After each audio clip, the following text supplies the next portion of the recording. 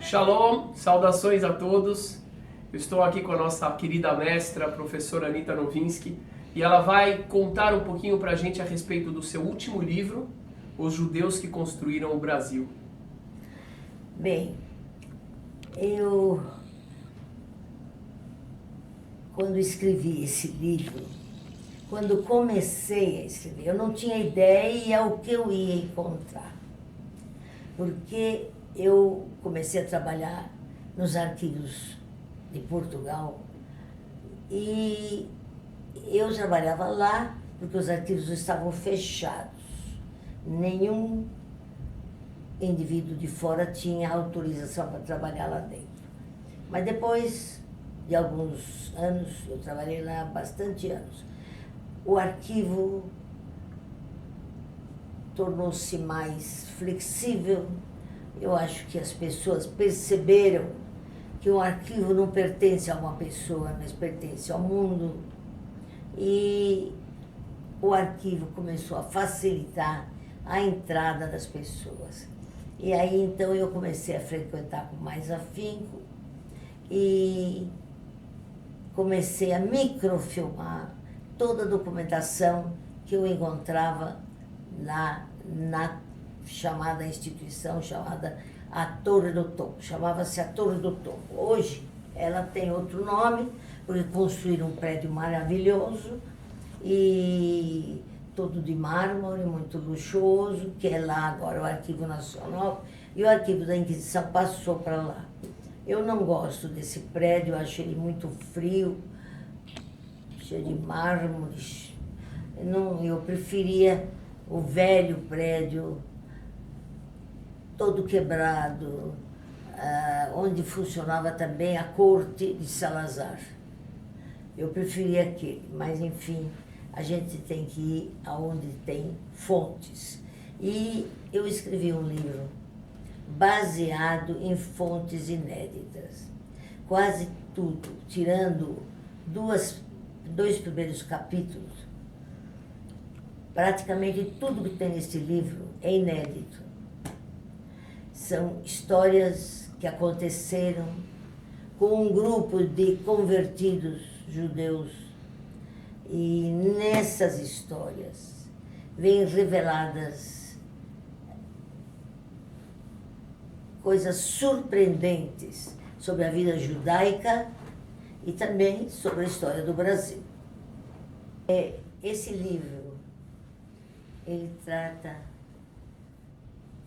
dos judeus. E eu mostro que os judeus foram o único povo no mundo que teve um tribunal para eles, especificamente para eles, para puni-los, para exilá-los ou para queimá-los. E esses cristãos novos que foram sacrificados foram muitíssimos. Nós não sabemos os dados numéricos, porque a estatística naquele tempo era muito falha. Mas, segundo cronistas e segundo funcionários da Inquisição, no Brasil, no século XVII, havia 3/4 da população era de origem judaica, era criptojudia, ou judeu secreto. Da população de origem europeia, portuguesa. A população era toda praticamente constituída de cristãos novos que vieram de todos os lugares da Europa. Mas, quando eles vieram para Portugal, depois da expulsão da Espanha, havia dificuldade deles saberem como é que se praticava uma festa judaica, como é que se fazia outra, como é que se rezava. Havia muita dificuldade porque eles não tiveram contato durante de 1497 até 600 e tanto. Eles não tinham contato nenhum com judeus. Eles só tiveram um contato com os judeus quando os holandeses ocuparam o Brasil. Nessa época, sim, os judeus ocuparam o Brasil e houve lutas, conflitos, mas há uma coisa interessante que muita gente não sabe. Dizem que esses que participaram dessa guerra dos holandeses contra os holandeses, dizem que eram judeus. Parece, segundo os dados, as fontes, as informações, que de fato 3/4 da população era de origem judaica. Uau. A senhora fala da população branca. São branca, Sim. mas também negra. Também negros? Porque cada senhor de engenho Sim. Cada senhor de engenho. tinha 20 filhos com a escrava. Então os negros têm sangue judeu. Uhum. Quando eu vejo um negro, eu tenho a impressão que é judeu. Porque todos eles tiveram filhos com o senhor de engenho. Provavelmente são misturados com sangue judeu, né? E eles são muito a favor dos judeus. Negros do Nordeste, Sim. Piauí, Ceará, aquela região, são muito judeus. Então, vocês não podem imaginar a surpresa que nós tivemos quando nós encontramos 300 anos de atividades inquisitoriais. 300 anos que judeus convertidos praticavam em segredo a religião judaica. A surpresa que nós tivemos de encontrar o Brasil do norte até Rio Grande do Sul fiel ao judaísmo, fiel aos preceitos judaicos e muitos conhecedores também da filosofia judaica. Porque é muito interessante saber que nem todos eram judeus secretos. Havia muitos que queriam realmente a conversão para não ter mais aquela perseguição contra eles.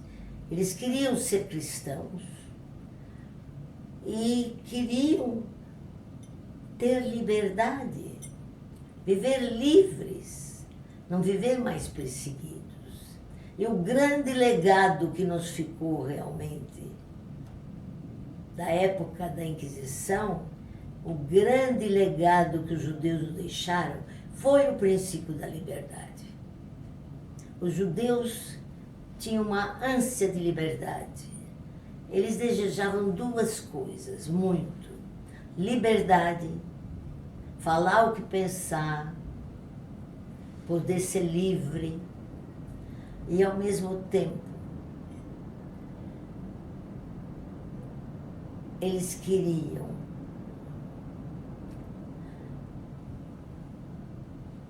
viver.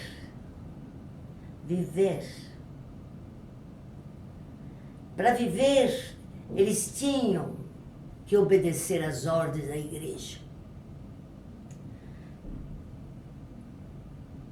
Porque uma vez que eles não recebessem, não aceitassem as ordens da igreja, ele era julgado pelo tribunal e depois ele podia ter cárcere perpétuo ou ele podia ter as galeras do rei, que era uma morte lenta também, ou ele podia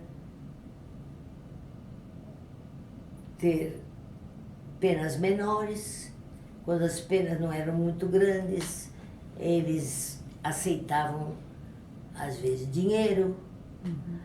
E os cristãos novos, na realidade, financiaram a Inquisição. Como é que eles financiaram a Inquisição?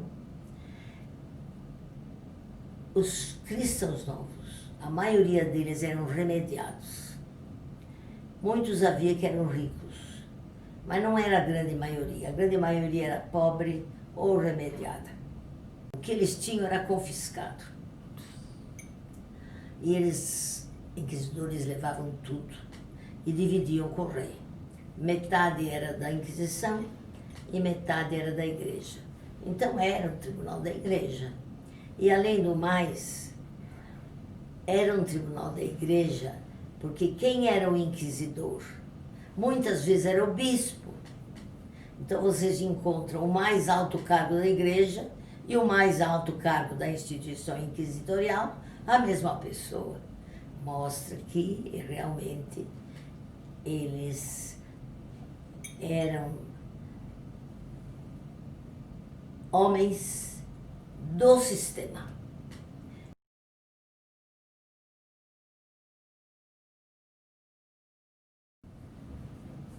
A principal que se empenhou pela continuidade do judaísmo não foram os homens. Quem transmitiu realmente o judaísmo foram as mulheres. Porque vocês vejam bem, o homem rezava na sinagoga, mas as festas judaicas, quem fazia? Quem fazia o Pesach? Quem fazia o Yom Kippur? Quem fazia o Sukkot? Não eram os homens, eram as mulheres que ficavam a semana toda fazendo aqueles pratos ótimos para todos. Eram as mulheres foram as grandes transmissoras do judaísmo.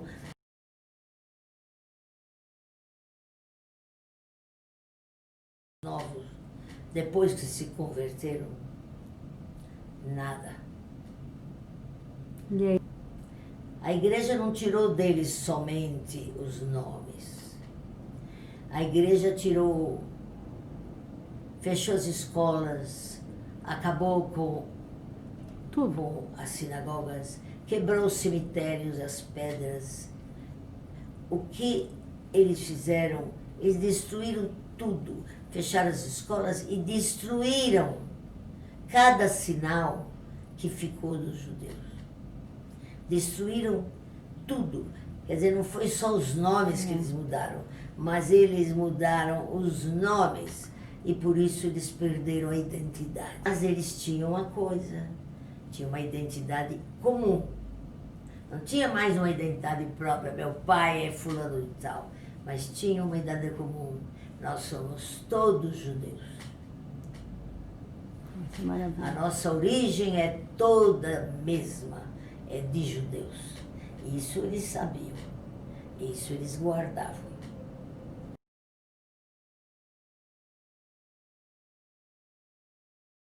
Professora, sabe que eu estava pensando, o Papa agora todos os papas, eles vão para Auschwitz, né?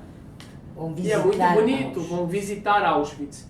Mas eu fico pensando, quando é que eles vão visitar a Praça do Rócio, por exemplo?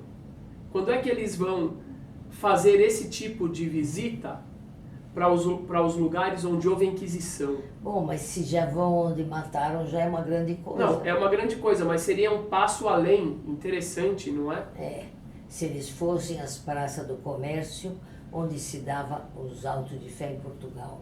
Praça do Comércio era a praça mais linda da Europa. E também a Praça do Rossio, onde eles davam os autos de fé. Na Praça do Rossio tem o Teatro Dona Maria II, que o judeu religioso não põe o pé, porque era o Palácio da Inquisição. Puxa vida.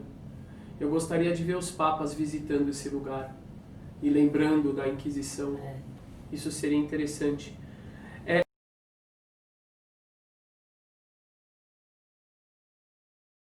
Eu tomei conhecimento dos Bnei Anussim há muito tempo.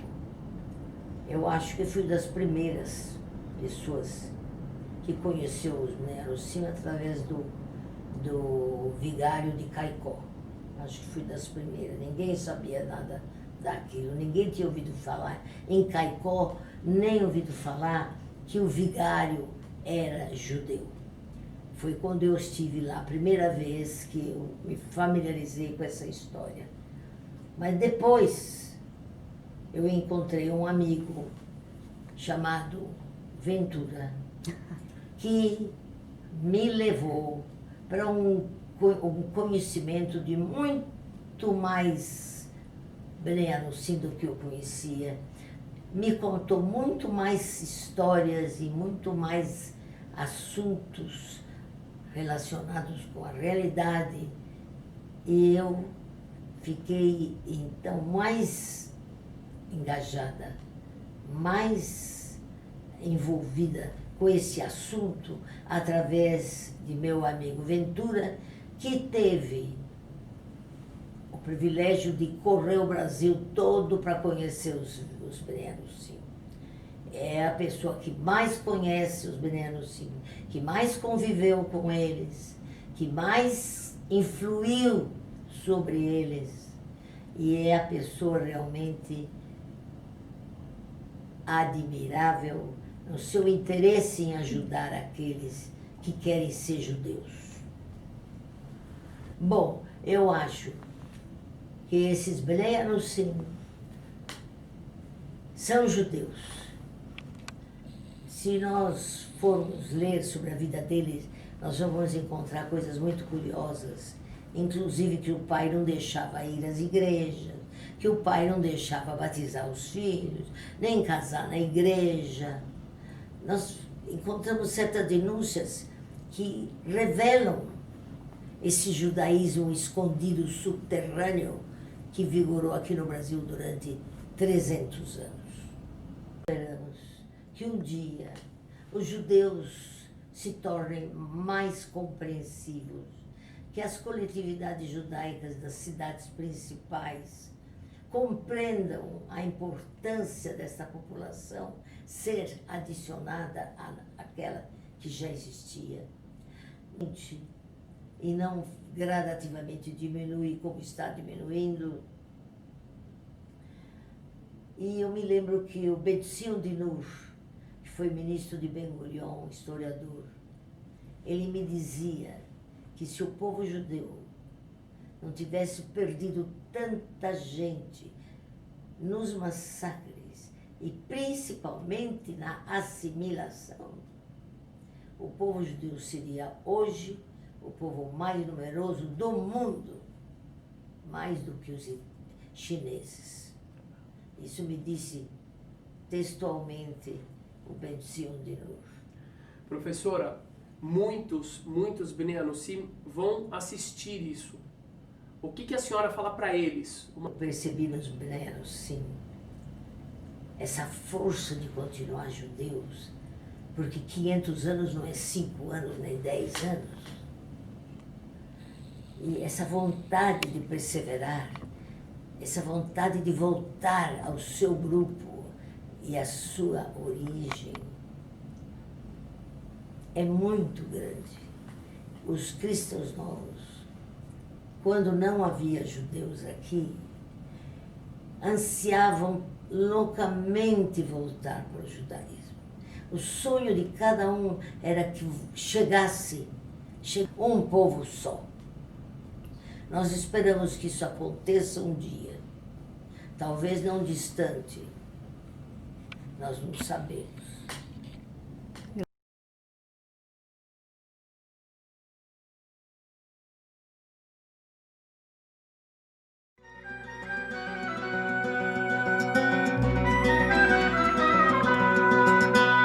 Quando era Nimrod al campo salía, miraba en el cielo y